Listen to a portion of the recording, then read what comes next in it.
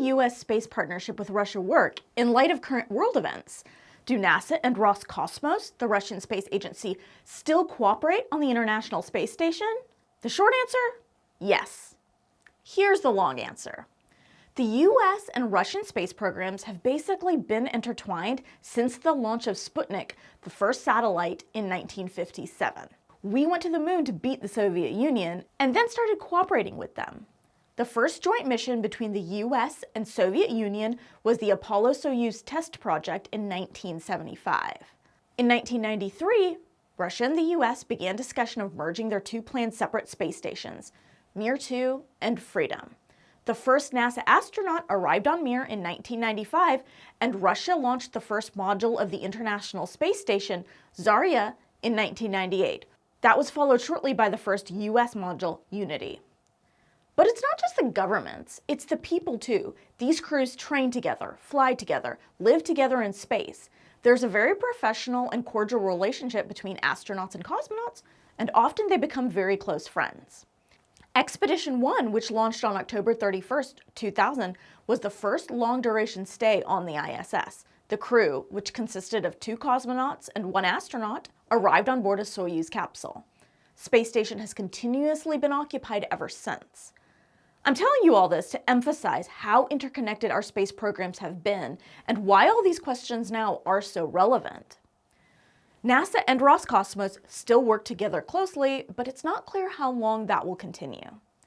Back in 2022, the new head of Roscosmos, the Russian space agency, said that Russia would withdraw from the International Space Station after 2024. Now, the U.S. is only planning on staying on the ISS until 2030, at which point NASA will deorbit the space station, hand it over to commercial partners, or possibly continue operating it. It's not clear.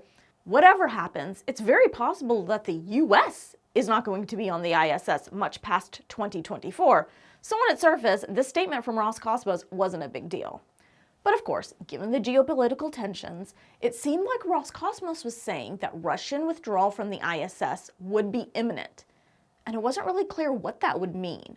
Russia has been talking about building their own national space station for a while now, and the 2022 announcement made clear that they wanted to focus the resources that they had invested in the ISS on developing and building that space station.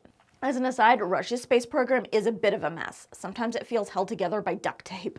It's basically characterized by underfunding and old infrastructure and technology. It can also be hard to get real information about all of it for understandable reasons, and it doesn't help that more of Russia's focus on space has been military. There have also been issues with Russian spacecraft that are old, but normally super dependable. A Soyuz launch abort recently, coolant leaks on the Soyuz, and a Progress last year. It's not a great situation, and not to mention the ongoing leak of the Zvezda service module on the ISS. So, if Russia had withdrawn from the ISS, what would that have looked like? Yes, space station was built in pieces, and there is a Russian side and a U.S. side. And the astronauts and cosmonauts do usually keep to their respective areas. But it's a fully integrated space station. You can't just break off the Russian side and go start a new space station with it. But if they decided to do it anyways, the U.S. really wouldn't be able to operate the ISS on its own without sending new construction up. Not only are the life support and power systems interconnected, but space station's propulsion is operated from Moscow. Also, it's the Russian Progress resupply crafts that boost the ISS and raise its orbit when necessary. We've done this before with a Northrop Grumman Cygnus resupply craft, but it's usually a Progress.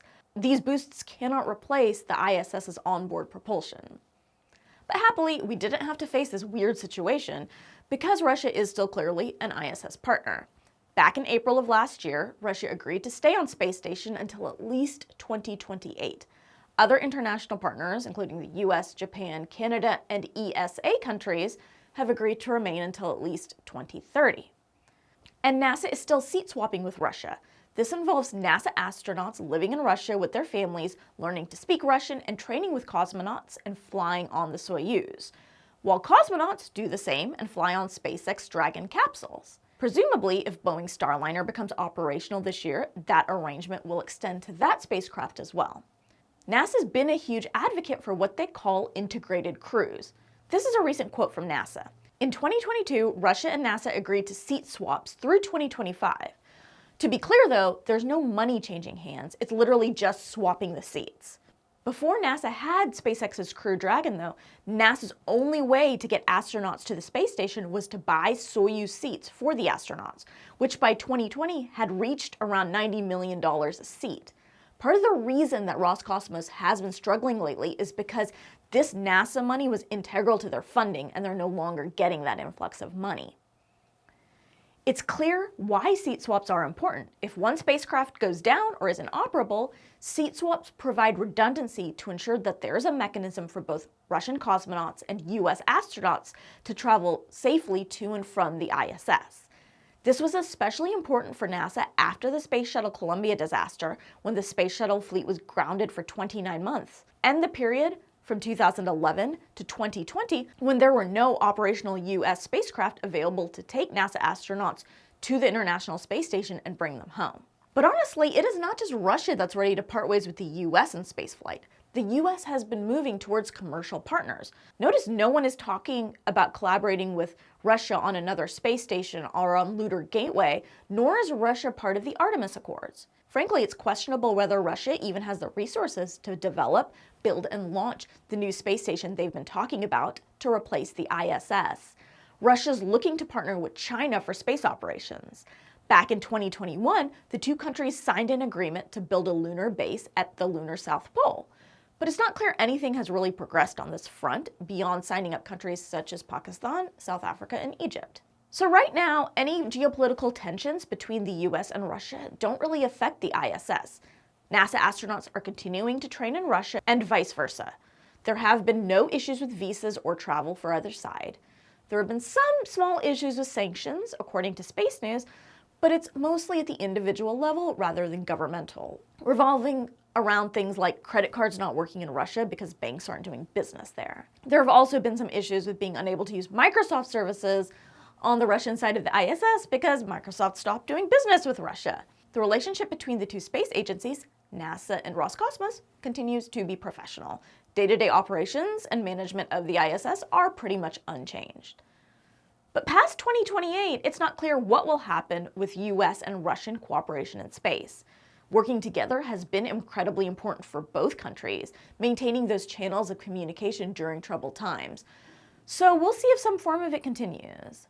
But generally, it does look like both countries are going to go their separate ways. And that's about all I have to tell you about Russian and US relations on the International Space Station. Thanks for watching. I'm Swapna Krishna, and this is Ad Astra.